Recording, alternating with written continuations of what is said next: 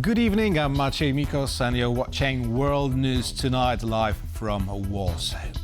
The White House confirms no Trump-Putin talks in the immediate future as Budapest meeting plan falters, so we'll have more on it in just a moment. But first, let's take a look at tonight's headlines.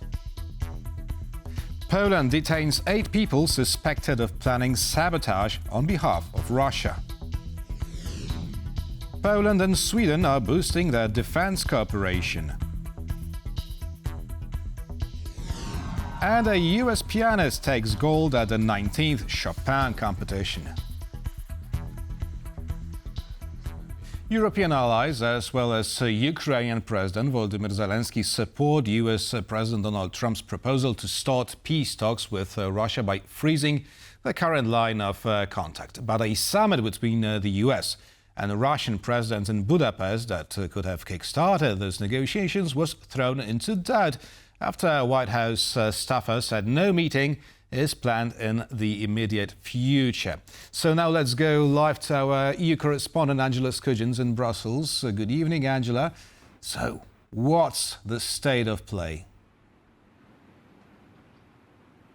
Good evening. So the latest that we have is, as you rightly pointed out at the beginning of this report, a White House staffer has confirmed that there is no scheduled meeting in the near future between US President Donald Trump and Russian President Vladimir Putin. Now, a tentative bilateral summit was scheduled on Friday last week after a phone call occurred between the pair. It was expected to take place in Budapest in roughly 2 weeks. However, that is thrown into the balance. We also know that a phone call was also expected to occur on Thursday between US Secretary of State Marco Rubio and Russian Foreign Minister Sergei Lavrov. However, we got an update earlier today that this has also been postponed due to the need to prepare more for what this summit could look like. But what we're hearing right now is that this has so far been put on ice. Despite this, the support for European allies does not falter. Early in the day, at least 10 prime ministers and presidents published a letter showing their support for Ukrainian President Volodymyr Zelenskyy, as well as that proposal from the 47th President of the United States that negotiations could start if there is a pause in fighting, as well as where that fighting is occurring on the battlefield. The need for the US to be involved in these wafer-thin ceasefire negotiations was reiterated by Zelenskyy on Tuesday night in his evening address. We had a meeting with the President of the United States of America. We agreed that this is how we will try to organize a dialogue based on the front line that we have now. This was the signal from President Trump to his team. It was also public. The front line can be the beginning of diplomacy. Ukrainian President Volodymyr Zelenskyy speaking there about support coming from across the transatlantic. We are also expecting some more support to materialise later in the week from EU heads of state. Following question, as European leaders are meeting in Brussels on Thursday, we've just learned that Hungarian Prime Minister Viktor Orban will not be there. So does that make any Ukraine-related initiatives more likely to pass? So what we're hearing from our sources, our diplomatic sources here in Brussels, is mixed reviews. One did state that it is no coincidence that the Hungarian Prime Minister Viktor Orban is expected to be absent from the beginning of the meeting, which will centre on support for Ukraine, with Zelenskyy in the room for that portion of the day. But other diplomats are saying that the voting could occur later in the day. The Slovak Prime Minister Robert Fico has also been given the power to vote on behalf of Orban. So it is really up to Orban and his mood on Thursday how he instructs Fico on what to do, whether this will be a veto, a vote in approval or an abstention. We did hear from one source that they expect this to be an abstention, but there are major questions around what will happen on Thursday, and we can only wait and see what happens then. But it'll be particularly interesting. We did get our hands on a leaked copy of the draft conclusions expected to come out of that summit, most interestingly, is the need to find the political backing to ask the European Commission to explore proposals, one or many, on how to use the cash balances from frozen Russian state assets to give Ukraine a 140 billion euro loan. The expectation here is that the loan will be used over 2 years, but lots of what ifs right now. All eyes will be on that summit on Thursday regarding what material support those European allies can bring to Ukraine and whether this will shift the dial on the battlefield as well as the negotiating table if those ceasefire talks occur. That was Angela Skujins reporting from Brussels. Thank you very much. Poland has detained 8 people suspected of planning acts of sabotage within the EU and in Ukraine, with half of them spying on military infrastructure. Investigators believe that these arrests may point to a growing hybrid threat from the Kremlin. Diana Skaya has this report. Poland's internal security agency was hard at work on Tuesday, arresting 8 suspects across the country accused of planning acts of sabotage on behalf of Russia. All traces, in terms of initiating these potential actions, threats, the traces lead all to the east. And according to this modus operandi, which we have also discussed many times, the Russians often seek out pro-Russian citizens of Ukraine. For example, people who place themselves at the disposal of Russian intelligence. This is the most typical type of recruitment. The Russians count on additional political benefits from this kind of conduct. Poland's defense minister says the latest arrests are proof the threat is growing. In the last 2 weeks, the Internal Security Agency, that was working with the Military Counterintelligence Service, detained another 8 suspects. There is a reasonable probability of action on Polish territory against critical infrastructure facilities, including military facilities. 55 people have been detained in recent months for acting against Poland on behalf of Russian intelligence. All these cases are at the preliminary stage. These are very complicated and multi-threaded investigations. Among those detained, the last one is a 21-year-old Ukrainian. He lived here, not far from Warsaw, and worked in a warehouse. He and his colleagues, 2 other Ukrainians, according to preliminary information, created a kind of trail where they would send explosives through Poland and Romania to Ukraine. This is the Romanian authorities later detaining the suspects, 2 Ukrainian associates in Bucharest. But this is part of a bigger problem, Russia's hybrid war on Europe.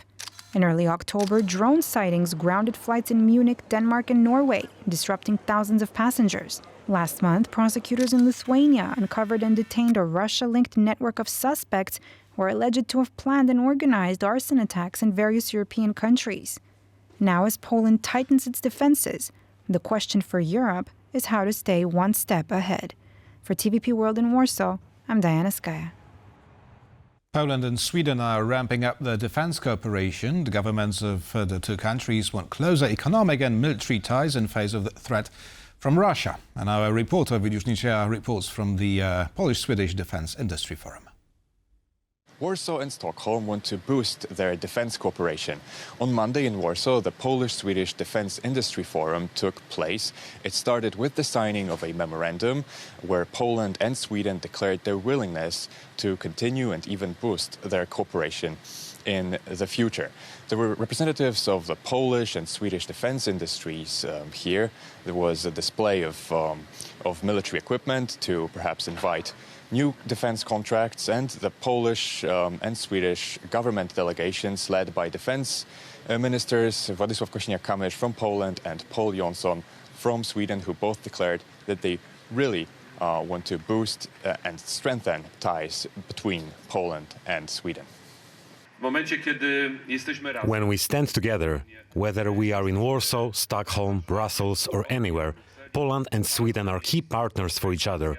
We are friends, allies on whom other countries can rely, but first and foremost, we can rely on each other. There's no other country that has so much completed our relationship with another country since we joined NATO as it is with the Swedish-Polish relationship. I think it's really remarkable since we joined the world's strongest alliance 18 months ago. And as you said, we have a strong unity of purpose and a common reading when it comes to keeping the alliance strong, keeping the northern flank of NATO strong. We see eye to eye on the threat that Russia exposed, and we have a unity of purpose also in supporting Ukraine. Poland and Sweden are separated by the Baltic Sea. There is this geographic proximity, but a pivotal moment for this friendship, this cooperation, was the Russian invasion of Ukraine back in 2022. It was then that Sweden applied for membership in NATO. Soon afterward, it was welcomed into the alliance, and that's when the ties between Poland and Stockholm strengthened, when this cooperation really took off. Now we have procurement of equipment, defense contracts, common drills, and much, much more. And of course, there is an appetite both in Stockholm and in Warsaw to continue and to strengthen this cooperation and to take it to the next level. From Warsaw for TVP World, Ovidiusz Nicieja. In Hungary, a fire has finally been put out at an oil refinery near Budapest after reports of an overnight explosion. The Danube refinery processes oil from the Russian Druzhba 2 pipeline, making it crucial in the country's close economic relations with the Kremlin. Our correspondent in Budapest, Andrew Sweeney, has the latest. Well, the fire is finally out and the search for answers at the Danube oil refinery can now begin. Prime Minister of Hungary, Viktor Orbán, has announced that a comprehensive investigation will be launched into the cause of the blaze, which happened at Hungary's primary fuel processing facility. This wasn't the first time that a fire had erupted at the Danube refinery, however. Last July, smoke and flames could be seen over the facility located about 30 minutes drive south of Budapest after what the owners of the plant described as a technical equipment failure.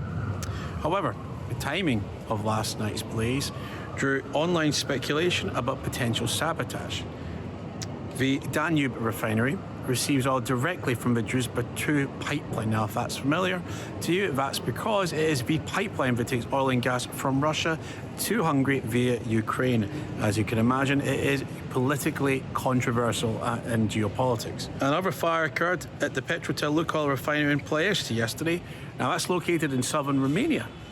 And what drew that speculation is due to the fact that the facility in Romania is owned by Lukoil, which is a Russian energy corporation. However, the owners of the Danube refinery, MOL Group, has poured cold water on that theory in a statement released earlier this afternoon.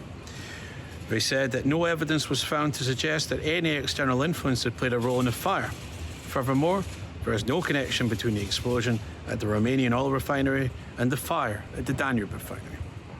Hungarians have been reassured by both MOL Group and by Prime Minister Orbán that they are not going to see any shortages at petrol pumps and that going forward they don't expect any fuel shortages in the country whatsoever. The true economic cost of the blaze last night, which caused residents of the city's southern suburbs to report explosions given its intensity, ultimately remains to be seen. For TVP World, Andrew Sweeney. Poland is expected to have its second LNG terminal by 2028, which could not only strengthen the country's energy security, but also serve as a regional export hub, transporting natural gas to neighboring countries like the Czech Republic, Slovakia, Lithuania and Ukraine. Maciej Wilowski has more. Poland will soon have a second LNG terminal, and it could become a regional export hub. The terminal, named FSRU, will be an offshore or floating terminal off the coast of Gdańsk once completed in 2028. It will have the capacity to process over 6 billion cubic meters of gas per year and will provide a direct link to the country's network of gas pipelines. High demand projections have prompted Gaz-System, the government-owned operator of the terminal, to reach out to private sector companies in an effort to expand future capacity.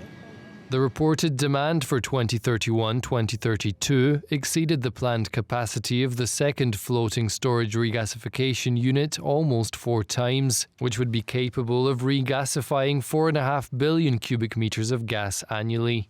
Regasification is the process of reconverting LNG stored in its liquid form at ultra-low temperatures, the most efficient method of transporting LNG back to its gaseous state for providing energy. Half of the regasified LNG could be exported to neighboring countries, including the Czech Republic, Slovakia, Lithuania, and Ukraine. As such, the new terminal could transform Poland into a regional hub for gas exports, servicing countries once heavily dependent on Russian energy. So Poland has all the resources needed to become a gas trader, to become an intermediate in gas trade all over the Central and Eastern Europe. And with the project of FSRU, so another entry point for LNG to Polish soil. And the European Commission's proposed EU-wide ban on Russian gas imports, also set to take effect in 2028, could further increase gas flows through the terminal.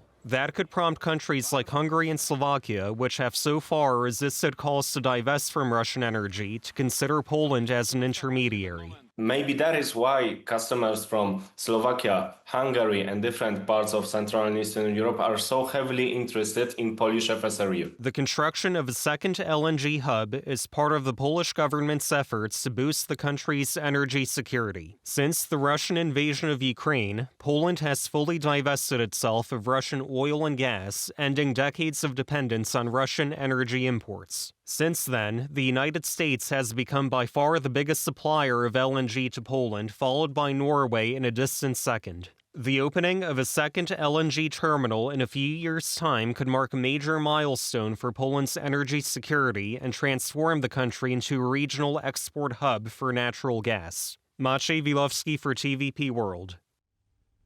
Eric Liu from United States has won the 19th International Chopin competition, becoming the first American to achieve this feat in the last 55 years. This was Liu's second attempt, as he reached fourth place 10 years ago. Natalia Komarov sums up one of the most prestigious piano competitions in the world. And the first award and the gold medal goes to Eric Liu. Late Monday night, a verdict was reached. Eric Liu became the second ever American to win the International Chopin Piano Competition in Warsaw. I'm so grateful for this honor. I'm grateful for all the Chopin lovers around the world who watched online and all the audience here in Warsaw. I'm grateful for the jury to bestow me this honor. Eric's story is one of perseverance. He took part in the Chopin competition once already, when he was only 17, and managed to reach fourth place. For many pianists, this would be a career highlight, but Eric decided to return to the stage of the Warsaw Philharmonic 10 years later. I decided to take also this challenge for myself. It was an inner ambition, in a way, an inner challenge. The verdict of the jury sparked some controversy. Many music critics noted that Liu's style is quite academic, conservative even. Others, however, praise both his technical prowess and emotional sensibility. He is a player who is consistent throughout this competition. And the way the system is designed, the points given, then the mathematical averages that are accumulated over all of the four rounds really point to somebody who's consistent. For young pianists, reaching the finals of the Chopin competition opens doors to the most prestigious stages around the globe. The silver medal went to Canada's Kevin Chen, for whom taking part in the Chopin competition was a lifelong dream. Receiving such a high honor in the Chopin competition is actually something that I never would have thought was possible maybe a few years ago. I mean, this competition has such a high reputation and so prestigious that I mean, I've known about it since forever, right? Third place was awarded to Zitang Wang from China, who dedicated her emotional rendition of Sonata B-moll to her deceased grandfather. I really came here with no expectation. I just really wanted to share more music and share more the program that I brought. I loved every stage of it. Frédéric Chopin is enthusiastically celebrated in Poland. The composer confessed deep love for his homeland in nearly every melody. But one doesn't have to be Polish to perform the sonatas and the polonaises masterfully, as proven by the strong presence of Asians and North Americans in this year's edition of the competition. In Chopin's music, we have plenty of elements that come very deeply from our culture. But this is not everything. He was the citizen of the world, I would say. So his music touches everyone. The Chopin competition is known as the Olympics of classical music. Fans will have to wait 5 years for the next edition, which will mark 100 years of the competition's history. For TVP World, Natalia Komarov. With the White House confirming there will be no Trump-Putin meeting in the near future, as well as no breakthrough regarding the Tomahawk missiles, and Russia ramping up its attacks against Ukraine's energy infrastructure, the end of war seems as distant as ever. And to talk about it, we're joined by Michael Kampeter, Senior Fellow at the International Institute for Strategic Studies and former Senior Director for Europe at the US National Security Council, and also former US Ambassador to OSCE. Good evening, Mr. Ambassador. Let me start with a quote. It's incorrect to say the meeting was delayed because no agreement existed to begin with. That's from the Russian Deputy Foreign Minister Sergei Ryabkov. Now, given the current state of affairs, with no summit on the horizon, what should we expect from both Washington and Moscow in the coming weeks? Well, I think on the Russian side, you see a very consistent fact pattern over the course of the last 10 months, or essentially the tenure of this administration. Russia has escalated at every stage since the beginning of the year. It has struck Ukrainian cities with hundreds of missiles and drones almost every single night, often targeting critical civilian infrastructure in the process. And I have no doubt that as we head into winter, that Russia will continue its aerial campaign against Ukraine, escalating and trying to strike energy infrastructure as well to try to plunge Ukraine into cold and darkness this winter and try to gain some leverage that way. When it comes to the United States, it's a little bit more difficult to predict what the next steps will be. But one thing is very consistent across all these months of Trump administration and various different statements, and that is the U.S. has applied no sanctions on Russia. It has applied tariffs on virtually every country in the world except Russia, and it has provided no assistance to Ukraine. So the desire for a reset with Russia is very real, I think, on the part of this administration. They very much want to be able to do business with Russia, to get back into deal-making mode. But so long as the war continues, that's impossible. And so, whether President Trump will continue his diplomacy remains to be seen. Having said that, Mr. Ambassador, last month, Secretary of State Marco Rubio said that, that his administration has a limited patience towards Russia. Now, how do these words sound a month later as Russians seemed absolutely to stall the peace process again and reject the very idea of freezing the conflict at the current front line? Well, again, look, I think the Russians are very predictable. They have maximalist gains or rather, I should say, maximalist goals for Ukraine. They seek the 5 oblasts in the south and east: Crimea, Donetsk, Luhansk, Zaporizhia, and Kherson. That's clear. They would like de jure recognition of their annexation of these 5 oblasts as well. And they'll keep fighting until they achieve their aims. At this point, there is nothing that suggests that President Putin would deviate from his aims with regards to Ukraine.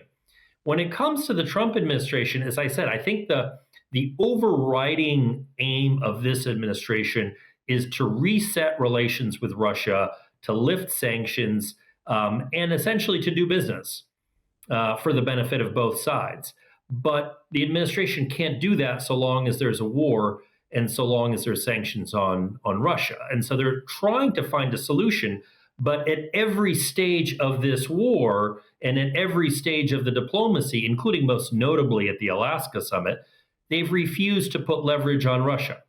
And I think most commentators will agree that without leverage on Russia, it's very difficult to foresee any way to bring this war to a negotiated resolution.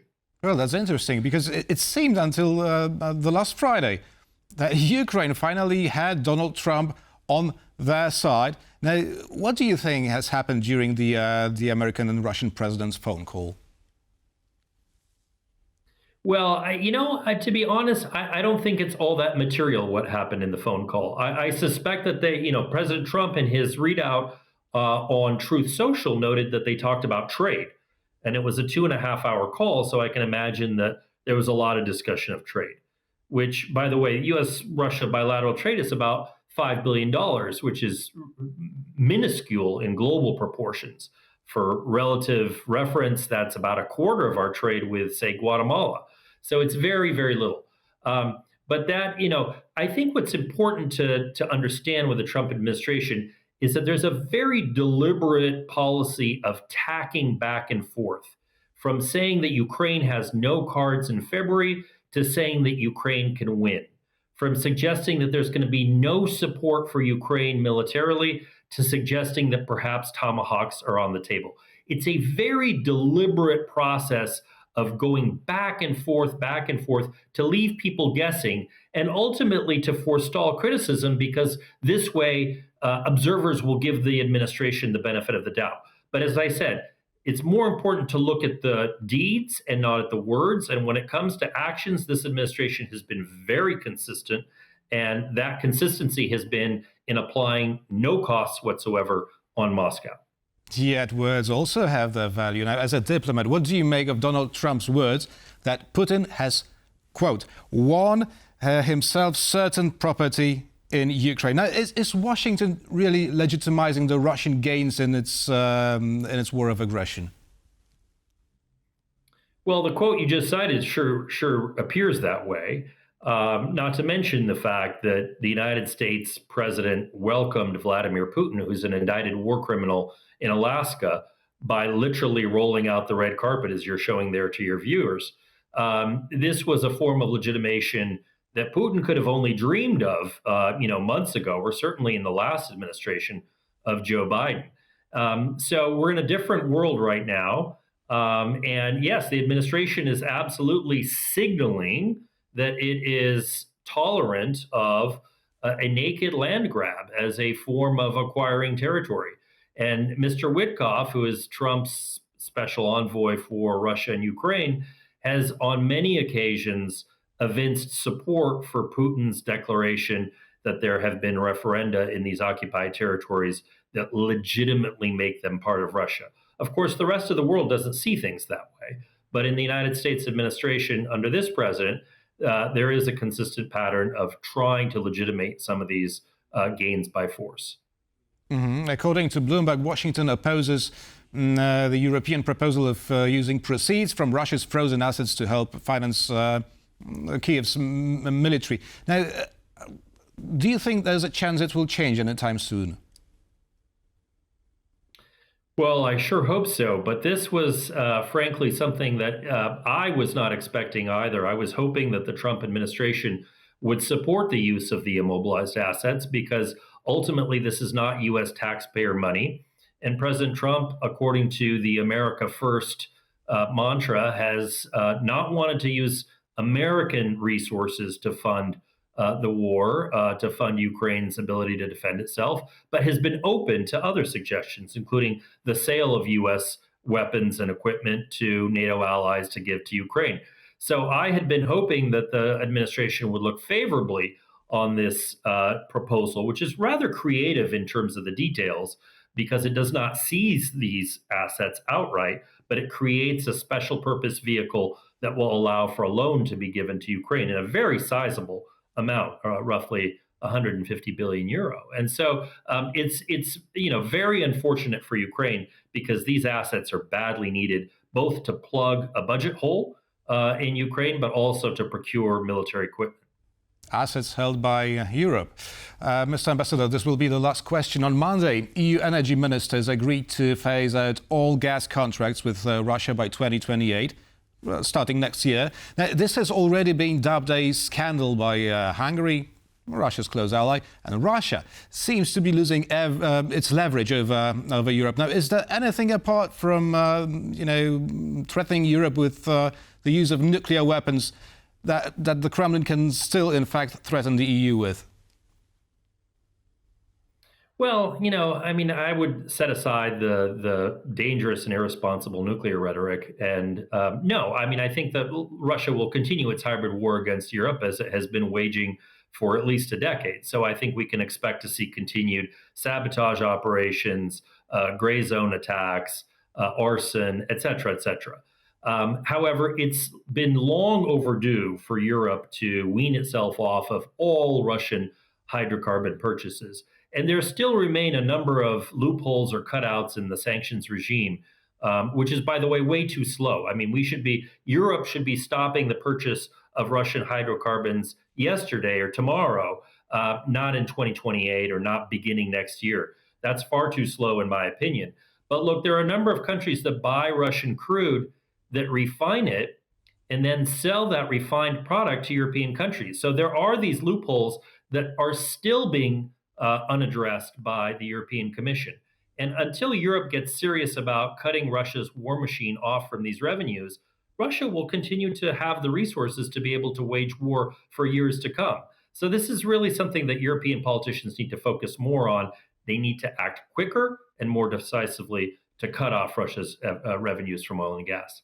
Michael Carpenter, Senior Fellow at the International Institute for Strategic Studies and former Senior Director for Europe at the US National Security Council, was our guest this evening. Thank you very much. My pleasure. And thank you for watching, and stay with us for much more news and interviews here on TVP World.